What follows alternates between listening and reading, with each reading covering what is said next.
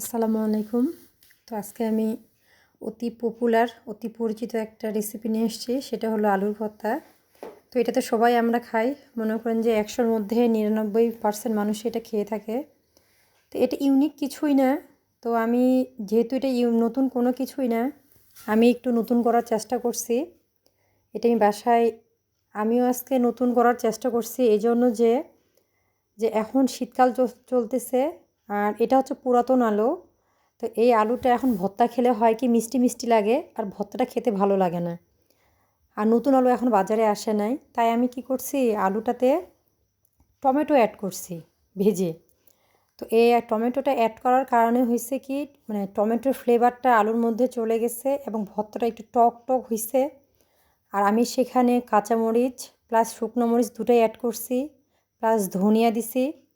তো ভর্তার যে একটা অন্য স্বাদ আসছে সেটা জিভে লেগে থাকার মতো। আপনারা বাসায় এভাবে অবশ্যই ট্রাই করবেন, তাহলে এর সুফলটা পাবেন। যে আলুর ভর্তার মধ্যে যে টমেটো অ্যাড করলে এত ভালো একটা ফ্লেভার আসে, সেটা আমিও কখনো বুঝতে পারি নাই। তো আমার ভালো লাগছে বিধায় এটা আমি আপনাদের সাথে শেয়ার করলাম। তো অবশ্যই এই ভর্তাটা দেখে থাকলে, আমার রেসিপিটা দেখে থাকলে আপনারা কমেন্টের মাধ্যমে জানাবেন যে আপনাদের কেমন লাগছে। অবশ্যই খেয়ে থাকলেও সেটা জানাবেন। তো আমার চ্যানেলটিকে অবশ্যই লাইক ফলো শেয়ার করে দিবেন। আমার ইউটিউব চ্যানেল আছে, তো ইউটিউব চ্যানেলটিকে অবশ্যই একটা সাবস্ক্রাইব করে দিবেন। আপনাদের ভালো লাগা ভালোবাসায় আমার এই পথ চলা।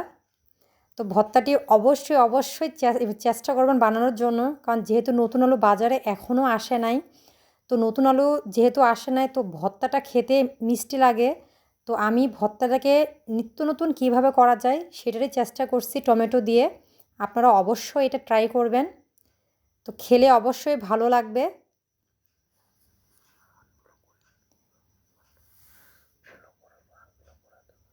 তো আপনারা যারা আমার ভিডিওটি ভালো লাগে তারা অবশ্যই দেখিয়েন, যাদের ভালো লাগে না তারা দেখিয়েন না। তবুও প্লিজ আনফলো করে দিয়েন না, ছোটো বোন মনে করে এটা রিকোয়েস্ট আপনাদের কাছে আমি দিলাম। তো ঠিক আছে, আজকের মতো আল্লাহ হাফেজ। আমার ভর্তাটা যদি ভালো লাগে থাকে পুরো প্রসেসটি দেখবেন আমি কিভাবে করছি, দেখলে ভালো লাগবে। তো ভিডিওটি স্কিপ না করে টানাটানি না করে পুরোটাই দেখবেন, দেখলে অবশ্যই ভালো লাগবে। আর যে কোনো ভর্তা একটু ভালোভাবে মাখার চেষ্টা করবেন, তেলের পরিমাণটা একটু বেশি দিবেন, তাহলে তার পুরো স্বাদটাই আপনারা পাবেন। আর আমি এখানে হচ্ছে আমার বাসার খাঁটি সরিষার তেল অ্যাড করছি, যার কারণে ভর্তার ফ্লেভারটা আরও অনেক বেশি আসে।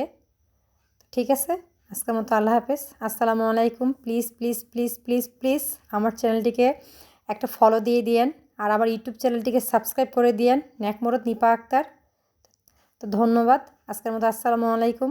ছোটো বোন মনে করে অনুরোধটি করলাম, আমার অনুরোধটি রাখিয়েন। আসসালামু আলাইকুম।